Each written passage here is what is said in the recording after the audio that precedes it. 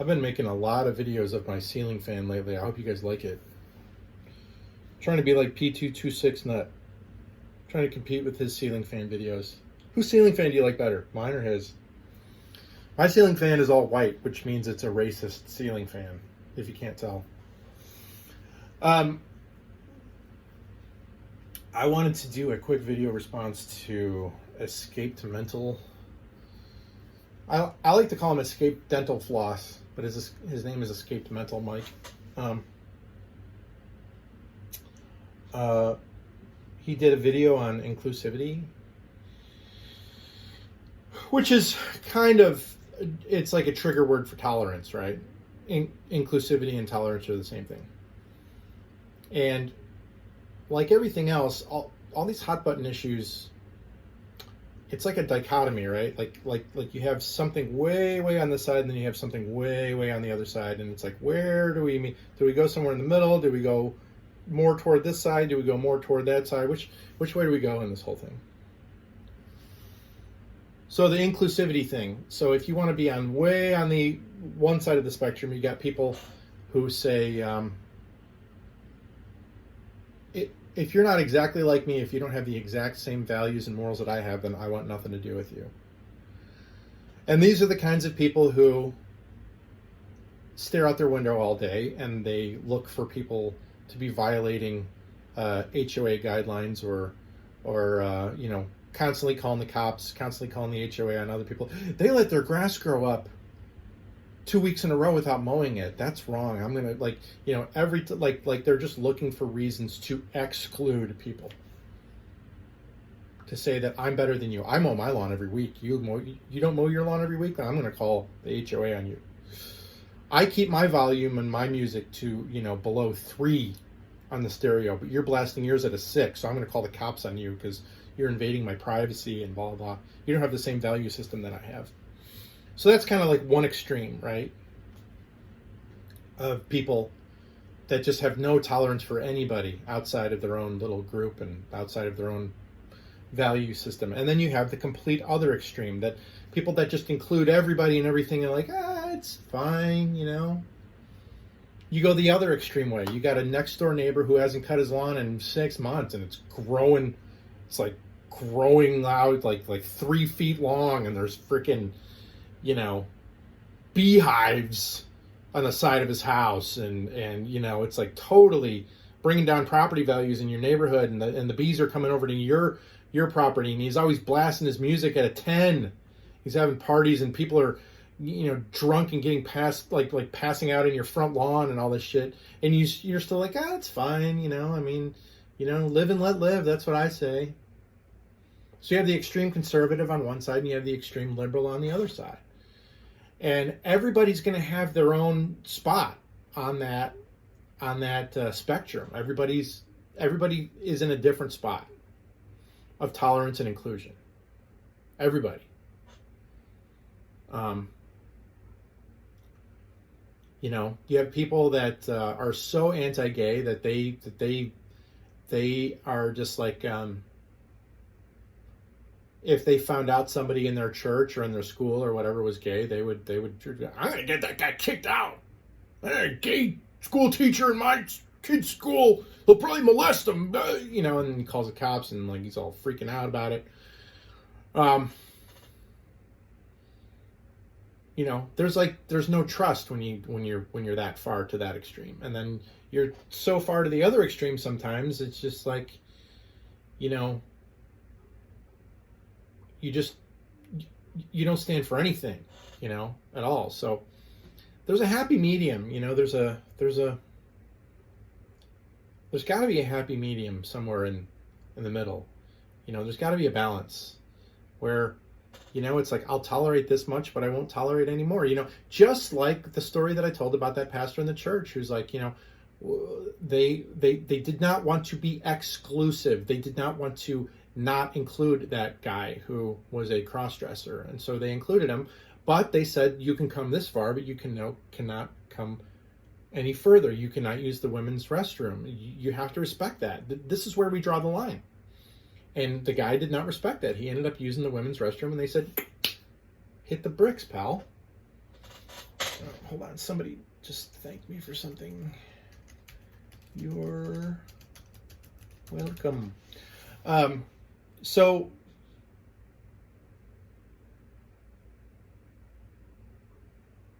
but my happy medium isn't your happy medium, right? My happy medium of tolerance does not equal your happy medium of tolerance. You think that I should be more tolerant, or you might think I should be less tolerant, right? You're like, why do you tolerate this stuff, Shafe? I wouldn't tolerate that if I were you. You know, you hear people say that all the time. I wouldn't let my wife talk to me like that. I wouldn't let my kids talk to me like that. Shafe, what are you doing? I wouldn't let my 25-year-old son live at home with me and not have a job and feed him and clothe him, and like, you're enabling him, Shafe. Why are you doing that? You know? So you get people that are sickened by your tolerance just as much as they're sickened by your intolerance. You know, and that's where we try to push our values off on somebody else, you know, say like, you're raising your kids differently than I would have raised them. Well, they're not your kids, first of all.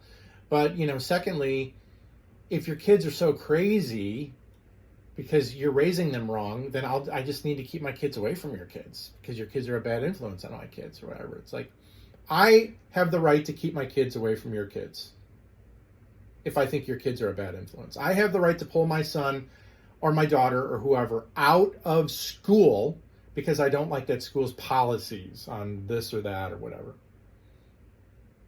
I have the right to do that. I have property rights, just like what Mike was talking about. You know, they bring it to your front lawn, blah, blah, blah, blah, blah, whatever, right? Well, people technically, they can't bring shit to your front lawn because, you know, I always think it's funny, like when there's like a high profile case, like a police case or a media story, there's this high profile media story. It's like, this guy's brother, you know, shot up a McDonald's and then he killed himself. So what do? They go to the guy's house whose brother did it. They don't go to the actual guy who did it because he's dead, so they can't talk to him. They got to talk to his brother. And his brother's like, I don't know, I didn't do it. But the media's camped out in his front lawn. Like they're on his property. And he's like talking to him. You know? He's like, I don't really want to talk to you guys. Like, get off my property. And they don't get off your property. I'm sorry, but if I was in a situation where where my family members or even if it was something that I did, that I was accused of, and the media is literally camping out on my front lawn, dude, I would turn on the water hose. I just hose everybody. I'd hose them. I'd hose their cameras. I'd hose everything. I just spray water at them. Ruin their cameras, ruin their suits, ruin their hairdo, ruin everything. You're on my property. I would warn you too. I'd be like, you got 5 seconds to get off my property, or you get the hose again. You put the lotion in the basket, bitch. It put the lotion on your skin, or your video cameras get the hose again. What are they going to do? Sue me? What are they going to do? I guess they could, you know.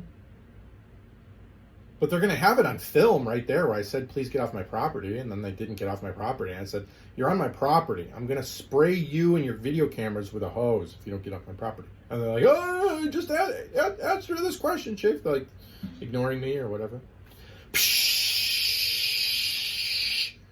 Point blank range right in your face. Open your mouth. Drink from the fire hose. Right? You're crossing the line. There's a line that you cross. And when you have people who have no regard at all for where the line is, then they find out the hard way where the line is, man. One of my favorite videos ever. Oh my God, it's the funniest thing ever. This reporter, this young guy, is talking to this old man who owns a store.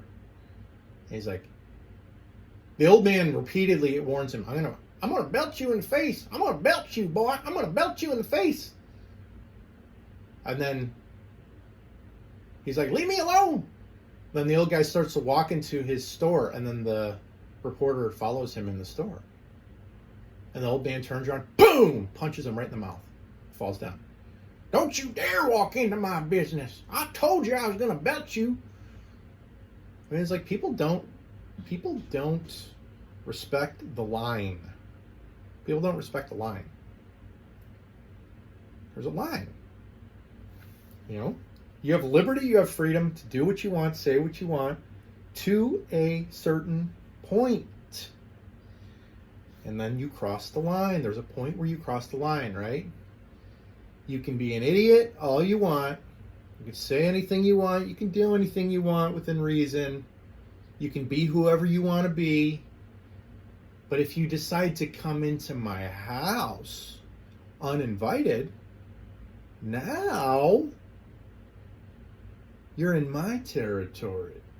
Now you gotta abide by Shafe's rules once you're in my property, once you're in my area.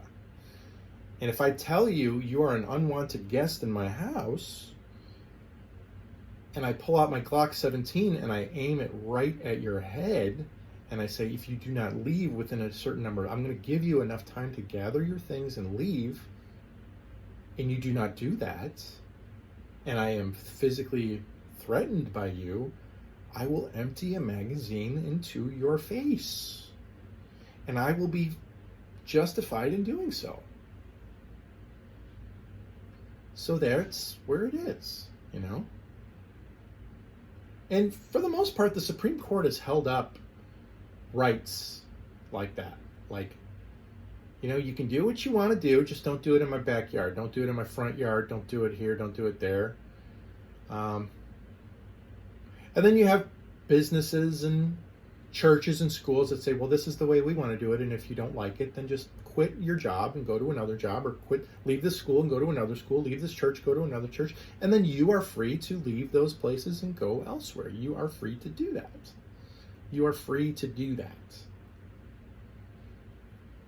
You are free to leave them, and you are free to defend your own personal and your own personal property and your own personal life. It does extend to your children, like somebody trying to indoctrinate your child.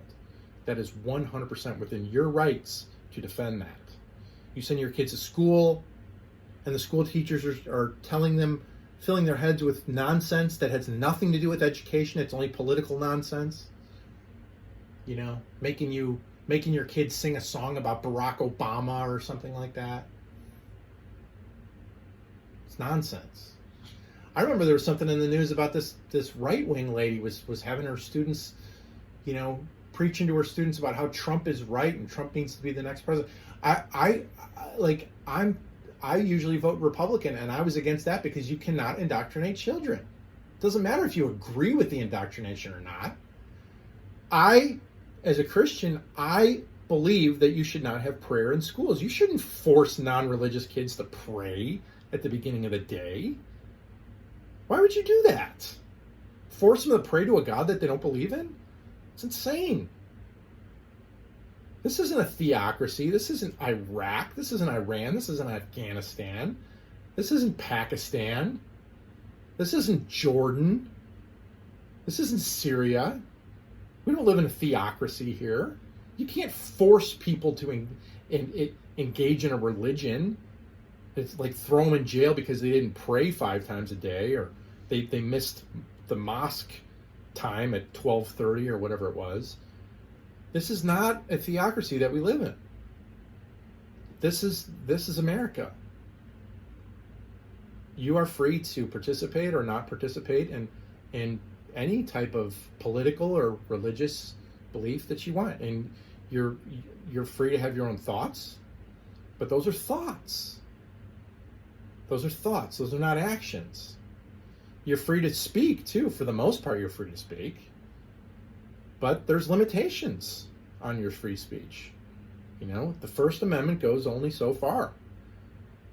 I can't walk up to you and say, I'm going to kick you in the balls, and then when I'm done with that, I'm going to go into your house and rape your wife, and then when I'm done with that, I'm going to burn your house down, and then when I'm done with that, I'm going to kill your children, and then when you cannot level threats at somebody. You can't do it. I mean, it's not part of free speech. You can't do it.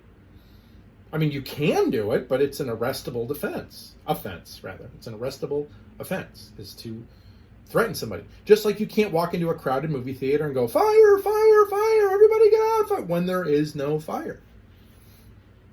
Because you're creating public unrest. You are a public nuisance. It's a breach of the peace.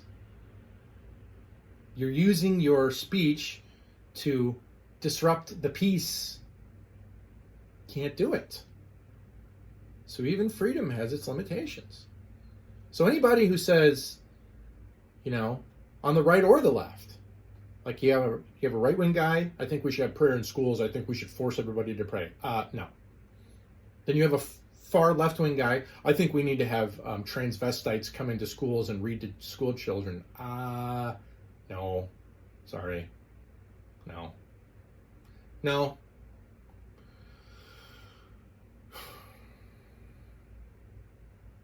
You are inclusive if you choose to be inclusive.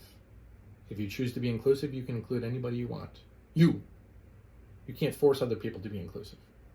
Just like you are free to give to a charity. So if you feel like you need to give to the Children's Cancer Society, you need to give them $50 a month or whatever. That's great. It's awesome. It's noble. I applaud you.